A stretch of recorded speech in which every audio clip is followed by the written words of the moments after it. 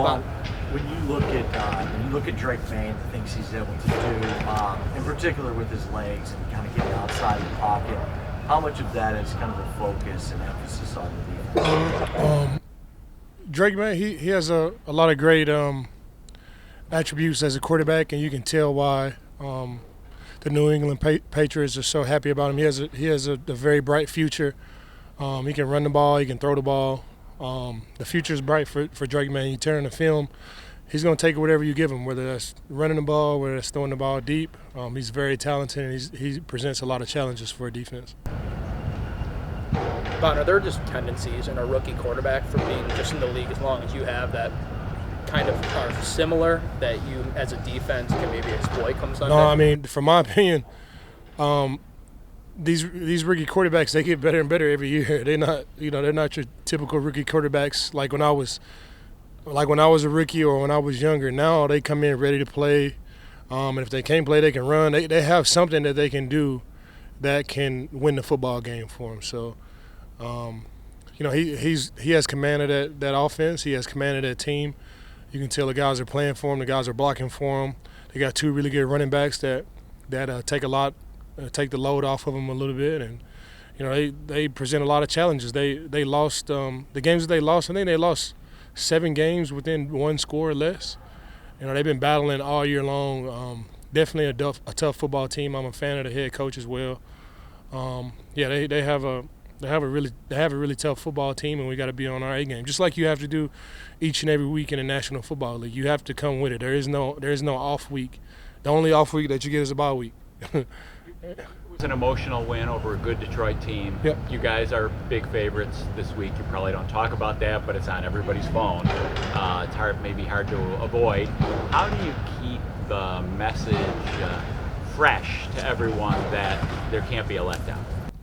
Man, our coaches do a good job. I really don't know how they do it, but they do a good job of just refocusing us, and just keeping it 1 week at a time, no matter who we play. It could be the Detroit Lions or the Kansas City Chiefs or whoever it is. We do a really good job of taking it 1 week at a time. And the other team, they're just nameless, faces. We go out there and we're playing against ourselves. It's us versus us. Doesn't matter if the team is undefeated or if the team is struggling.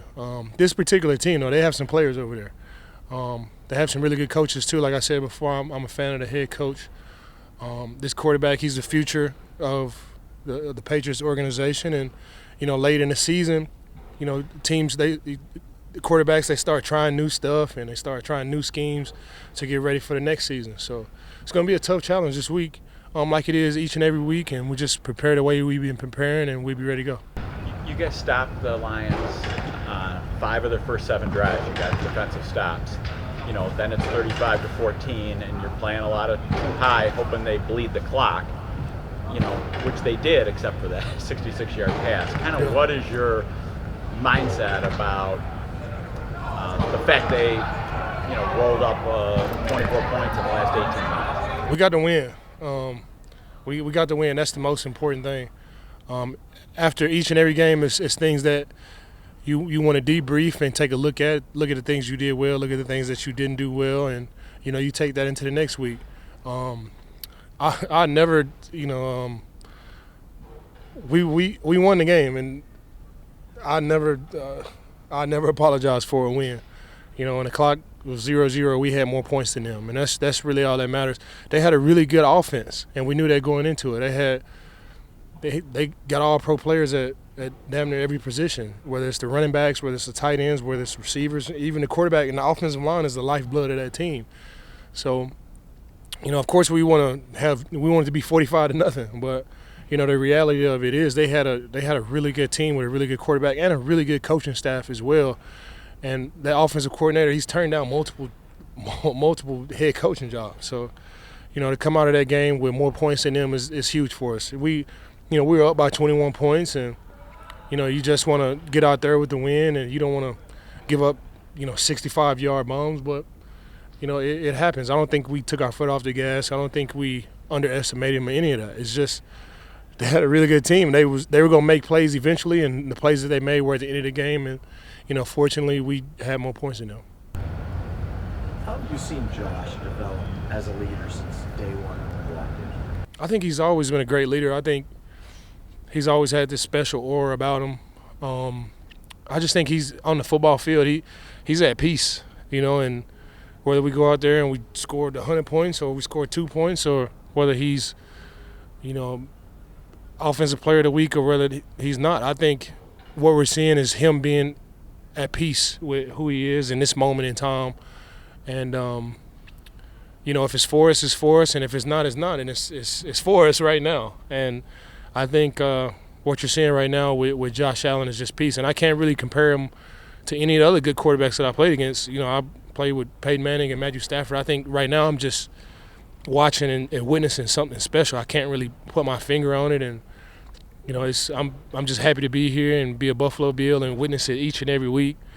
It doesn't matter what defense we go against. He's been playing well, and as a defense, whenever he does have struggles, we got to be able to have his back. We got to be able to support him, and going down this stretch, going down these last couple of games of the season and into the playoffs, we got to play complementary football. We just can't ride the Josh Allen train. I would love to.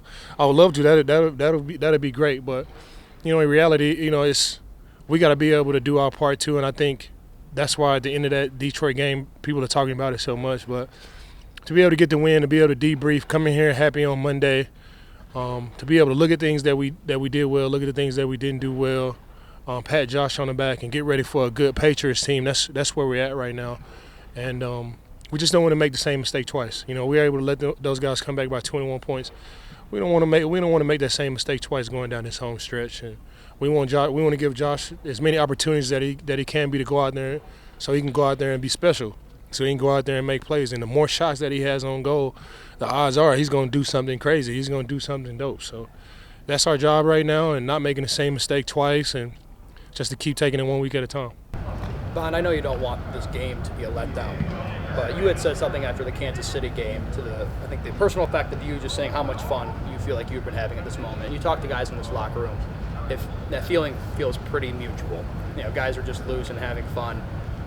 What are you sensing as to why this locker room just feels like they're so comfortable, but yet they're still able to play at the level you guys are?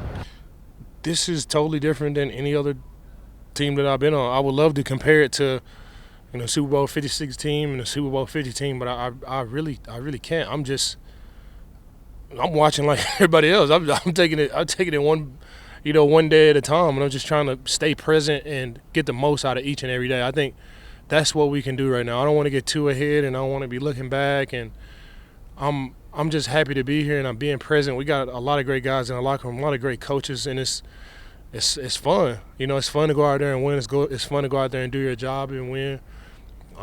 Really don't have any comparisons. This year has just been so special, and it's been so dope. And I just want to go out there and do my role and contribute to us winning games, and just staying present. And if it's for us, it's for us, and if it's not, it's not. And I'm at peace with whatever God and the universe has for us. I mean, it's along the same lines, like 11-2. This is why you're playing. You're still here playing to be 11-2 in December, right?